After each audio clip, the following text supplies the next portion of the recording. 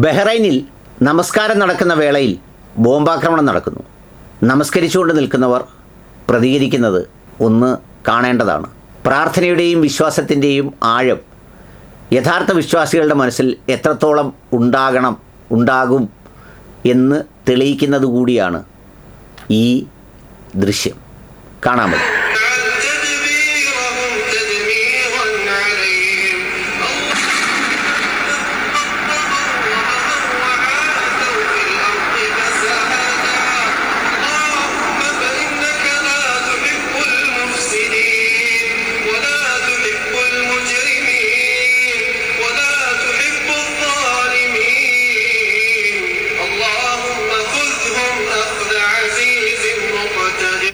രാത്രി നമസ്കാരത്തിലാണ്, വിശ്വാസികളാണ് കൈകെട്ടി അവൻ്റെ നാഥൻ്റെ മുന്നിൽ, യഥാർത്ഥ യജമാനൻ്റെ കീഴിൽ അവൻ്റെ അടിമ അഥവാ സൃഷ്ടാവിൻ്റെ പരമമായ ശക്തിക്ക് മുന്നിൽ, വിൽ ഓഫ് ദ ഗോഡിന് മുന്നിൽ വളരെ നിസ്സഹായനായി നിൽക്കുന്ന മനുഷ്യൻ്റെ പടച്ചവനുമായുള്ളൊരു കൂടിക്കാഴ്ചയാണ്, അല്ലെങ്കിൽ സംഭാഷണമാണ് നമസ്കാരം, പ്രാർത്ഥന എന്നൊക്കെ പറയാറുണ്ട്.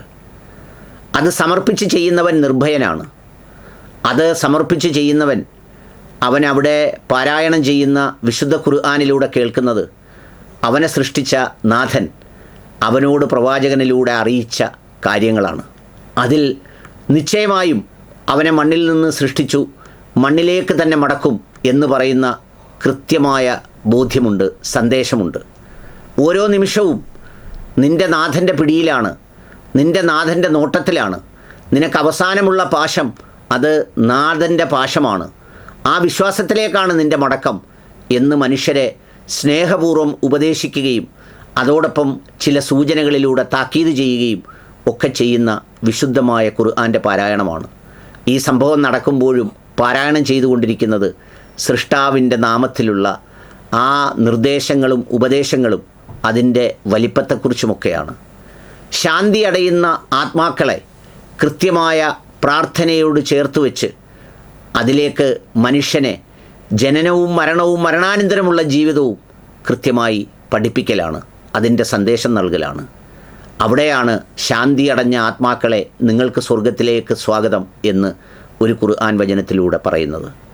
അതുകൊണ്ട് യഥാർത്ഥ വിശ്വാസികൾ നിർഭയരായിരിക്കും.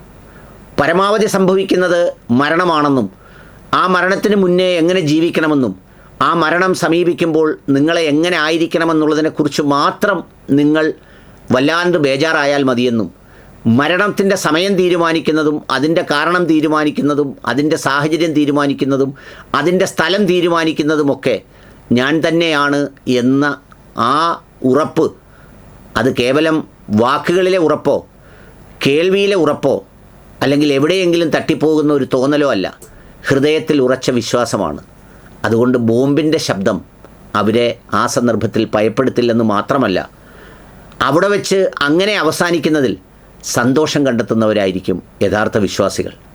അതുകൊണ്ടാണ് പലരും നമസ്കരിക്കാൻ അംഗശുദ്ധി വരുത്തിയിരിക്കുമ്പോൾ മരണപ്പെട്ടു, നമസ്കാരത്തിനിടയിൽ മരണപ്പെട്ടു, പള്ളിയിലായിരിക്കുമ്പോൾ മരണപ്പെട്ടു, ഹറമിലായിരിക്കുമ്പോൾ മരണപ്പെട്ടു, ഹജ്ജിൻ്റെ വേളയിൽ മരണപ്പെട്ടു എന്നൊക്കെ പറയുന്നത് എല്ലാ കണ്ണീരോടെയും സങ്കടത്തോടെയും നഷ്ടത്തെ ഓർക്കുമ്പോഴും ഹൃദയത്തിൽ അഭിമാനത്തോടെ ആത്മസംതൃപ്തിയോടെ ഒരിക്കൽ മടങ്ങേണ്ട യാത്ര അങ്ങനെ ഉചിതമായ രീതിയിൽ നമ്മുടെ കാഴ്ചയിൽ, നമ്മുടെ ചിന്തയിൽ, നമ്മുടെ തോന്നലുകളിൽ നമ്മൾക്ക് ലഭിച്ച അറിയിപ്പുകളുടെ അടയാളത്തിൽ അങ്ങനെ ആയല്ലോ എന്ന് കരുതി സമാധാനിക്കുന്നത്, സന്തോഷിക്കുന്നത്.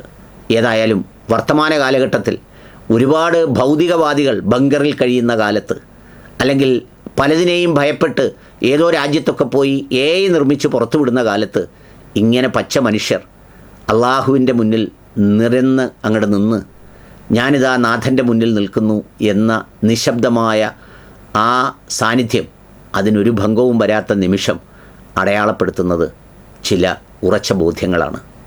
ചിന്തിക്കുന്നവർക്ക് ദൃഷ്ടാന്തമുണ്ട്, ചിന്തിക്കുന്നവർക്ക് മാത്രം.